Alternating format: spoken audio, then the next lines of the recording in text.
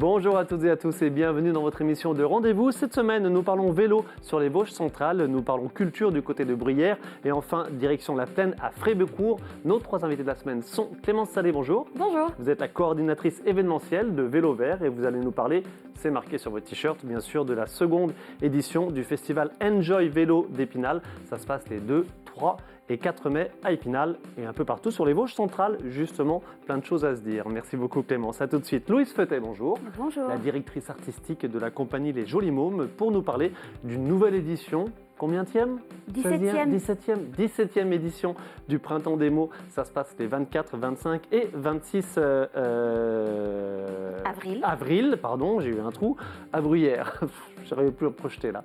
Et enfin, Angélique Coudin, bonjour. Bonjour. Vous êtes la propriétaire du château de Bourg-les-Monts pour nous parler du lancement de saison, de cette seconde saison d'animation chez vous, donc au château de Bourg-les-Monts. Nous sommes sur la Plaine à Frébécourt. À tout de suite. Clémence Salé, donc seconde édition, je dis seconde, mais on va bientôt dire deuxième, parce que bien sûr il y en aura une troisième et il y en aura une quatrième. L'événement va s'inscrire dans le temps. Le festival Enjoy Vélo Épinal, ça se passe les 2, 3 et 4 mai à Épinal et un peu partout sur les Vosges centrales. On va tout de suite voir l'affiche. Je montre aussi le fascicule du programme qui est très très épais. Tout à fait. Comment ça se fait que c'est si épais ? Eh ben, on a Parce qu'il y a long plein de programme, choses. c'est ça. Donc, on a 3 jours d'animation autour du vélo sur le petit champ de Mars à Épinal. Donc, on a fait tout un programme pour savoir ce qui se passe jour par jour, heure par heure, pendant ces 3 jours de fête. Le festival Enjoy Vélo, son nom, le festival des plaisirs tout vélo. C'est très important. Oui, parce qu'on peut tester tout type de vélo, autant des cargos, donc les vélos rallongés devant avec des caisses. On peut tester des vélos de route, des gravels, des VTT, enfin pour tout type de vélo, même pour les enfants. Ah, gravel, vous avez dit un mot qu'on entend de plus en plus, mais peut-être tout le monde ne sait pas exactement ce que c'est. C'est quoi un vélo gravel ? Un gravel, c'est un peu un mix entre un vélo de route et un VTT. Ça a des pneus un peu plus épais qu'un vélo de route et en fait son nom vient de gravier, donc ça permet d'aller sur les chemins. Ok, donc vraiment tout terrain et effectivement très polyvalent. C'est ça. On voit quelques images de la précédente édition, enfin de la première édition qui était à Épinal. Vélo Vert, évidemment, vous avez une forte expérience en la matière parce que vous continuez d'organiser bien sûr un événement autour du VTT. C'est toujours à Samoëns ? C'est toujours à Samoëns, tout à fait. Donc en Haute-Savoie bien sûr. Et voilà, l'idée, on répète, Épinal Enjoy Vélo, c'est un festival tout vélo. Et pourquoi Épinal, c'est important ? Épinal parce qu'on peut faire tout type de vélo ici. On est installé au petit champ de Mars et donc du coup, comme je le disais, on peut tester tout type de vélo. Donc si on veut tester des vélos plutôt urbains, on a la ville qui est juste à côté. Si on veut tester des VTT, on a Olima ou la 40 semaines qui sont à quelques coups de pédale. Et puis on a aussi des sentiers gravel adaptés à tous.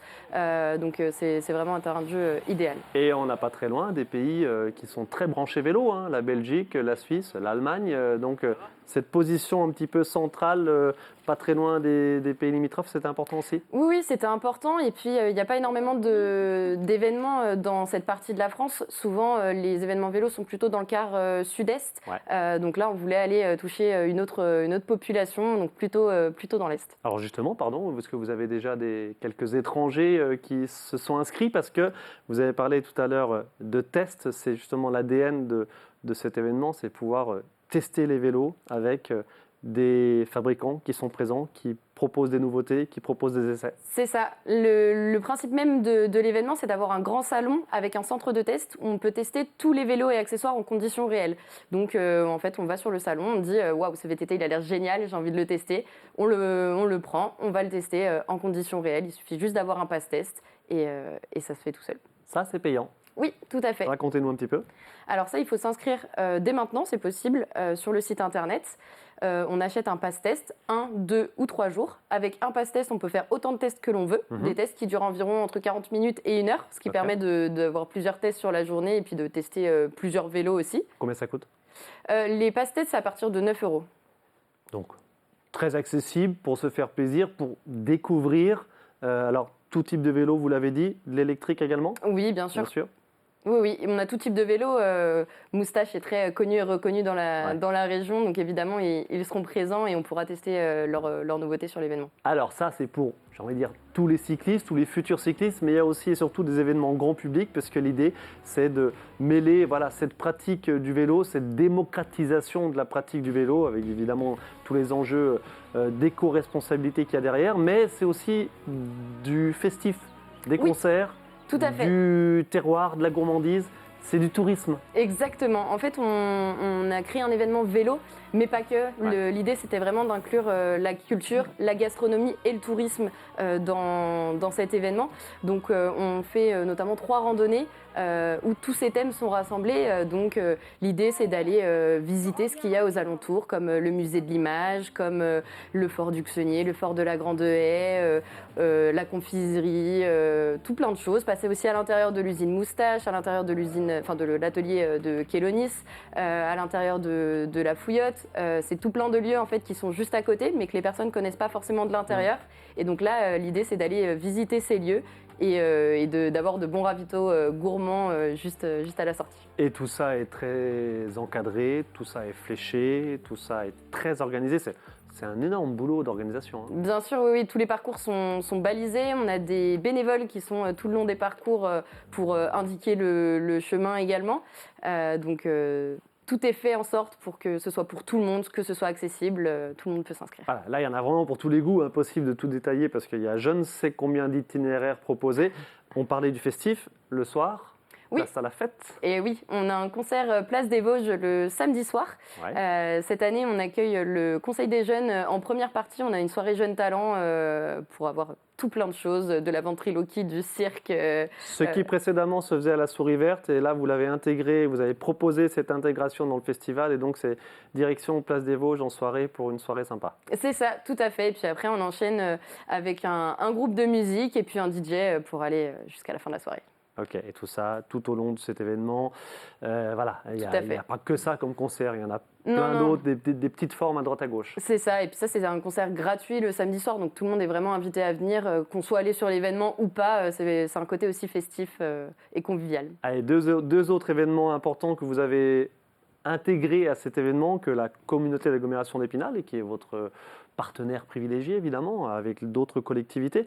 Mais la Téméraire le dimanche, événement bien connu sur notre département, et la Ronde des Drésiennes, ça c'est aussi nouveau, c'était la 3e édition, c'est ça ?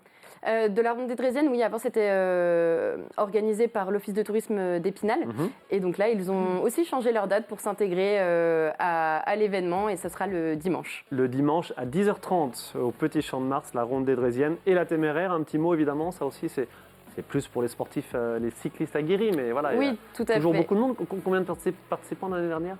Sur la Téméraire, j'aurais pas les chiffres exacts, mais on était autour des 600-700. Ouais, voilà, plusieurs centaines, clairement. Oui. Donc là, de nouveau, plusieurs itinéraires. Oui, du gravel, du VTT et même de la marche, au départ du Riménil. Ok, et puis dernière nouveauté, les scolaires que vous associez dès le jeudi, c'est ça ? Dès le vendredi. Dès le vendredi. Le vendredi, oui, parce que le jeudi, c'est le jeudi 1er mai. Ah oui. Et donc, le vendredi est une journée exclusivement réservée aux scolaires et aux entreprises. Et donc, les scolaires, donc il y a des écoles, beaucoup d'Épinal, de Chantraine, de Golbet aussi pour inclure la CAE, la communauté d'agglomération. Et donc, les jeunes pourront venir sur le Petit Champ de Mars. Ils auront des petits fascicules à remplir pour savoir un petit peu faire des ateliers autour du vélo, savoir 2-3 choses de comment fonctionne un vélo, avoir des conférences aussi avec des auteurs qui parlent de vélo. Donc, voilà, une journée sur le thème. On prend un peu de hauteur. La première édition, c'était l'année dernière. Quel regard vous avez eu, quels échos vous avez eu alors ailleurs en France sur cette première édition qui s'est passée chez nous dans les Vosges ? Alors, on a eu de très bons échos. On a eu 10 000 personnes, 10 000 visiteurs pour la première année l'année dernière. Et les personnes du milieu du cycle qui n'étaient pas forcément présents en première année ont eu des échos de ceux qui y étaient et ils se sont dit il faut vraiment qu'on vienne sur cet événement. C'est vraiment sympa, c'est convivial. Et comme je le disais tout à l'heure, c'est un public qui n'est pas forcément touché parce qu'il n'y a pas d'événement de ce côté de la France. Donc les marques de vélo sont vraiment intéressées par on n'a pas dit le nombre d'exposants. Alors exposants, soit revendeurs, soit fabricants eux-mêmes. Vous avez cité Moustache bien sûr, mais ce ne seront pas les seuls. Combien de professionnels du vélo ? Alors, Enfin là, on est encore en termes on est encore en phase de commercialisation. On n'a pas le chiffre exact parce qu'il va encore être amené à évoluer jusque-là. Mais en tout cas, il y a plusieurs marques de vélos, ça c'est sûr, d'artisans aussi qui seront présents. Des dizaines en tout cas. Des dizaines, oui, ça c'est sûr. On n'a pas le chiffre exact, d'accord, mais c'est plusieurs dizaines. Oui. On a vu en image, c'est quand même assez conséquent comme organisation et comme proposition. Merci beaucoup Clémence Salé, donc coordinatrice événementielle de l'entreprise, de la société Vélo Vert, donc pour la seconde édition du festival Enjoy Vélo. Ça se passe les vendredis 2, samedi 3 et dimanche 4 mai à Épinal. Le cœur du village, le petit Champ de Mars en ville bien sûr, mais on a bien compris que ça se passe sur l'ensemble des Vosges centrales avec tout type de vélo, et ça s'adresse aussi à ceux qui ne font pas du tout de vélo parce qu'il y a tout l'aspect festif et sensibilisation autour de tout cela. Bien sûr. Merci beaucoup. Avec plaisir. À très vite sur le terrain. Louise Fetet, rebonjour, donc la directrice artistique de la compagnie Les Jolis Mômes pour cette nouvelle édition du festival Le Printemps des Mots. Ça se passe à Bruyères, donc les 24, 25 et 26 avril. Un petit mot sur le Printemps des Mots. Alors, un festival... 17e édition. Alors pareil, un programme très copieux, c'est impossible de tout le détailler, mais voilà, ça se passe en journée, en soirée. Le principe, c'est du spectacle vivant à vivre en famille. Dès le jeudi 24 avril. Dès le jeudi 24 avril. Au soir. Au soir. Et du coup, l'idée, c'est d'installer plusieurs scènes dans Bruyères. Et c'est un festival, donc les gens, ils choisissent dans un programme de spectacles variés quel est leur petit parcours. On est autour aussi du livre jeunesse, puisqu'il n'y a plus de librairie à Bruyères. Donc du coup, c'était aussi l'occasion, une fois par an, de proposer à toutes les familles du territoire une grande étale de livres jeunesse et d'albums jeunesse à ramener à la maison. On va voir quelques images des précédentes éditions. Le Moulin des Lettres, qui nous fait la joie de proposer une sélection alléchante. Et puis donc il y a du spectacle vivant, alors de tout, hein. On va avoir de la musique, on va avoir du concert jeune public, on va avoir de la marionnette, on va avoir du théâtre, on va avoir aussi des choses en déambulation dans la ville. L'idée, c'est vraiment de faire la fête, c'est le printemps, on passe un bon moment et puis on peut naviguer sur différents spectacles pendant plusieurs jours. On voit quelques images des précédentes éditions. Alors, impossible de détailler les spectacles, parce qu'effectivement, vous avez dit, il y en a pour tous les âges. Et on tous fait combien de représentations ? Je crois que c'est 14. 14 représentations. Ça commence à parler, c'est certain. L'idée, c'est tous les âges et qu'on vienne bien sûr de beaucoup plus loin que le secteur de Bruyères et de la Comcom Bruyères-Vallon-des-Vosges pour assister. Évidemment, c'est une journée de festival, donc en général, on peut se déplacer pour la journée. Le matin, on est plus axé pour les tout-petits. Donc il y a un spectacle qui est de la compagnie À bout de bras qu'on aime beaucoup, Télé en panne, papa est connecté, donc qui est autour des écrans. Donc c'est des petits pingouins en marionnettes. C'est ultra mignon. On peut le voir dès 6 mois. Donc voilà, on est vraiment sur des choses qui sont adaptées à tous les âges. Exemple, celui-ci, c'est quand exactement, pardon ? Eh ben, c'est le samedi matin à 10h et aussi le samedi après-midi dans une version plus longue à 15h30. Donc on peut venir le matin avec les plus petits et puis l'après-midi en famille si on a des âges mélangés, des enfants de différents âges par exemple. Un mélange aussi compagnie pro et compagnie amateur. Alors oui, c'est quand même une proposition qui est majoritairement professionnelle. Le festival est ouvert par la troupe de théâtre adulte de Bruyères qui vient proposer sa création annuelle. Et puis en parallèle des spectacles professionnels, il y a des classes du territoire, puisqu'il y a un travail en amont du festival avec des écoles pour qu'il y ait des ateliers théâtre, mais aussi des ateliers d'écriture de chansons. Donc là, on va accueillir 14 classes du territoire qui vont venir aussi montrer ce qu'ils ont créé. Voilà, d'une manière ou d'une autre. Des spectacles payants, d'autres au chapeau. Tout à fait. Alors, sur la soirée du vendredi soir, on accueille Firmin et Hector avec des artistes parisiens et strasbourgeois qu'on aime beaucoup. C'est des croque-morts chanteurs.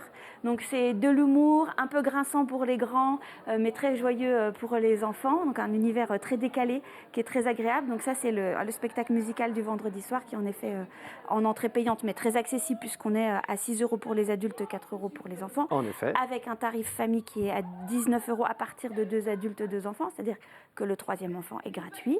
19 € pour une soirée à 4, ça va. Ça va, largement. Voilà. On peut aussi manger, il y a toujours un petit concert en début de soirée à partir de 19h qui permet de manger sur place. Alors là, on est dans une ambiance aussi, c'est le début de l'été, donc on aime bien mettre des tables dehors. C'est des planches de charcuterie et de fromage qui peuvent vraiment se déguster avec une petite bière, une petite ambiance musicale. Et puis ensuite, on passe au spectacle en famille. Bière locale, bien sûr. Tout à fait, c'est la Brasspot qui sera présente, la bière de Bruyères. Voilà, on est dans cet esprit quand même d'éco-responsabilité aussi, proposer des produits locaux et des choses faites maison. Y compris sur l'alimentation et tous les repas qui sont proposés sont faits maison également. Ouais. Combien de personnes généralement à ce festival? 2000 2000. À peu près. Une bonne petite jauge sur 3 jours. Bah oui, on est content.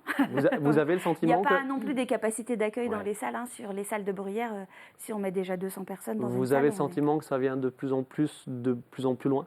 Tout à fait, parce que la proposition, elle est ultra qualitative. Donc, quand on aime bien le spectacle vivant et qu'on a envie de passer une bonne journée en famille, c'est une bonne occasion. Bruyères, c'est à mi-chemin entre Remiremont, Saint-Dié, Épinal. Des fois, on n'y pense pas à Bruyères, mais en fait, c'est pas loin. C'est à 20 minutes de plein d'endroits. Voilà. Grâce à vous, entre guillemets, on y pense de plus en plus. Parce on essaye. Entre le printemps des mots et on va quand même parler du Tambouille Festival, bien sûr, qui se passe l'été, sur une semaine, 2 semaines 2 semaines. 2 semaines cet été, voilà, le Tambouille Festival sur Bruyères, mais aussi sur plein de communes de la Comcom de Bruyères, Vallon des Vosges et de la Com d'Aglo d'Épinal. L'esprit du Tambouille Festival, le printemps des mots, et la version famille à vivre plus au printemps. Et puis le samedi soir, on est très content d'accueillir Spinal Groove Syndicate, qui est un big band jazz. Donc 17 musiciens sur scène, c'est une proposition pareille, ultra qualitative. Et puis vraiment Quelle heure une découverte. Où ça se passe ? C'est à 20h30 à la salle des fêtes de Bruyères. Voilà. Tout bien. Écoutez, le programme en détail dans ce petit fascicule, impossible de tout détailler, mais on vous retrouve bien sûr très facilement sur les réseaux et sur votre site internet aussi. Et on cite l'Amicale de Bruyères, parce que vous l'avez dit, c'est une véritable collaboration. Voilà, co-organisée avec l'association l'Amicale de Bruyères et puis la Compagnie des Jolis Mômes, mais aussi plein d'associations du type parents d'élèves de Champ-le-Duc qui viennent aussi relayer sur l'événement. Le printemps des mots, ça se passe les 24, 25 et 26 avril à Bruyères. N'hésitez pas et voilà, faites la route, ça vaut le coup, il se passe des choses de ce côté-là et avec une exigence de qualité en termes de spectacle d'art vivant. Merci beaucoup Louise Feuter. Merci. À très vite. Et Angélique Houdin, on va terminer avec vous. Vous êtes donc la propriétaire du château de Bourg-les-Monts, à ne pas confondre avec le fort de Bourg-les-Monts, même si c'est pas très loin. J'imagine que la confusion peut être un petit peu évoquée, souvent. Il y a des gens qui arrivent au château pensant vouloir aller au fort et vice-versa. Non, juste dans les paroles. Ah, juste. C'est pas les mêmes services qui sont proposés. On est d'accord, bien sûr. Le fort de Bourg-les-Monts, en 2 mots, c'est une place forte avec des animations diverses et variées, plutôt pour les familles pendant l'été et peut-être aussi pendant les vacances. Le château de Bourg-les-Monts, on va tout de suite voir quelques images et puis des photos des différentes animations que vous proposez, parce que voilà, c'est le début de la saison. Oui. 2e saison que vous proposez des choses, des animations sur ce château. Vous en êtes donc propriétaire depuis 2 ans. Voilà, on le connaissait évidemment pour son patrimoine aussi bien extérieur qu'intérieur, parce qu'il y avait toujours du mobilier super intéressant sur l'aspect patrimonial. Les visites uniquement sur partie de la chapelle, parce qu'elle est encore sacralisée. Les extérieurs étaient ouverts durant l'été, là, sur les 3-4 dernières années. Donc la cour avec le tilleul tricentenaire qu'il y a au milieu de la cour. Ensuite, il y a une arrivée dans les jardins à la française. Et puis on fait le petit tour du château. Et aujourd'hui, nous, ce qu'on veut proposer, c'est ouvrir le château différemment, pouvoir le montrer à tout type de personnes également, que ce soit famille, personnes individuelles, entreprises, etc. Quelle époque est le château en quelques chiffres, la superficie, le parc ? Alors, il y a 80 hectares de terrain. Ouais.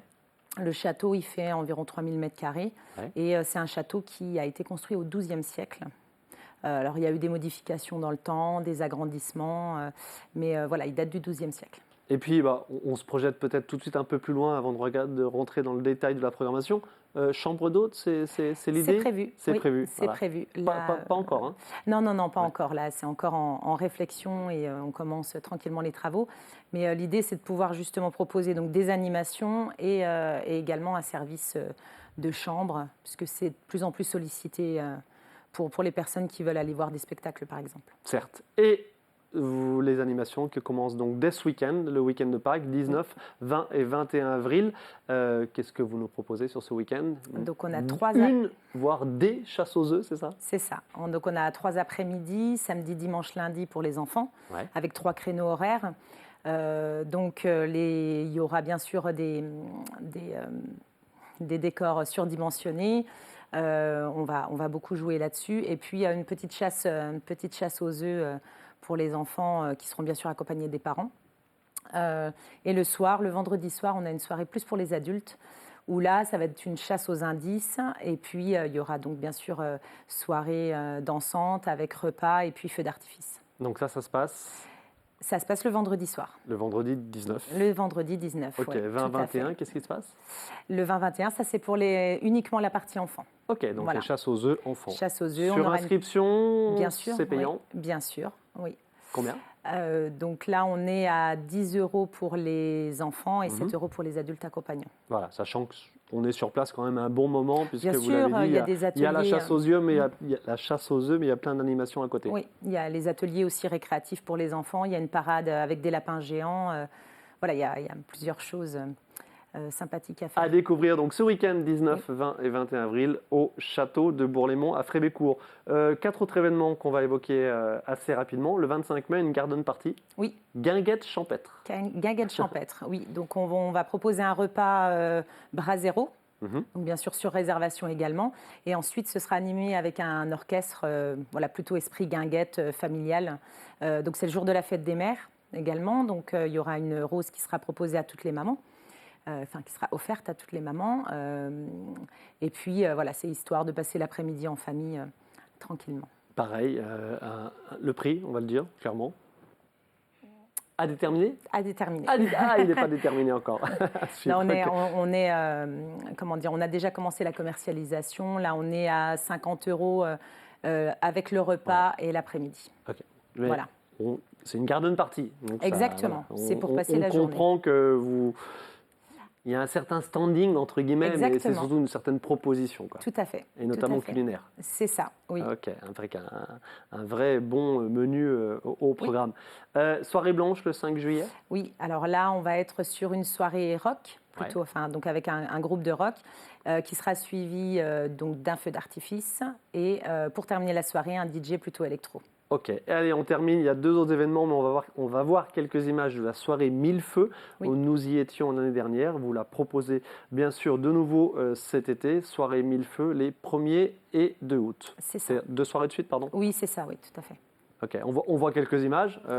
Donc l'année dernière, forcément féerique avec le coucher de soleil et la tombée de la nuit, les bougies et les lampions. C'est ça, et on a accueilli environ 2000 personnes l'année dernière sur le week-end. 2000, c'est énorme pour une première. Oui, c'était la première, oui. Ouais. Et vous avez assuré? Oui, je pense, vous y étiez. Oui. Ouais, c'est carrément, mais 2000 personnes pour une première, effectivement, c'est chapeau bas, parce que pour le coup, ça vient des Vosges, mais de plus loin, oui, alors agglomération de Nancy, oui, Nancy, Metz, et puis un petit peu, après des autres départements frontaliers, Meuse, Meurthe-et-Moselle, Meuse, Haute-Marne, Meurthe-et-Moselle, et quelques Alsaciens. Le programme est déjà établi, on voit des cracheurs de feu l'année dernière. Alors là, ça va être un petit peu différent cette année, mais pour l'instant, j'en dis pas plus. On va commercialiser tranquillement et voilà, valider un petit peu tout avant de commencer à dévoiler tout le programme. Bon, forcément, un site d'animation bienvenu sur ce secteur de notre département. Il y avait déjà des choses, mais voilà, là, c'est une vraie valorisation, alors commerciale, certes, mais intéressante en termes d'animation de territoire sur ce secteur. Ouais, On souhaite s'inscrire dans la continuité dans la communauté de communes de l'Ouest vosgien. Donc on a des soutiens, que ce soit la communauté de communes de Neufchâteau, on a également le PETR, les offices de tourisme aussi qui nous suivent, donc Vittel, Contrex, Neufchâteau, Mirecourt, avec qui on a une collaboration. Et l'idée, c'est aussi de commencer à rentrer dans les comités d'entreprise, de proposer aussi des animations avec les enfants, voilà, les écoles, etc. Ok. D'autres choses dans les cartons, à part les chambres d'hôtes que vous avez évoquées? Alors après, on va avoir aussi des logements, alors je ne vais pas dire insolites, mais qui ne seront pas dans le château, mais voilà, un petit peu éparpillés sur le terrain. On pense notamment à, c'est quoi? Vous avez une espèce une tour avec un logement en haut? Oui, alors c'est l'ancien château d'eau. L'ancien château d'eau que vous allez réhabiliter.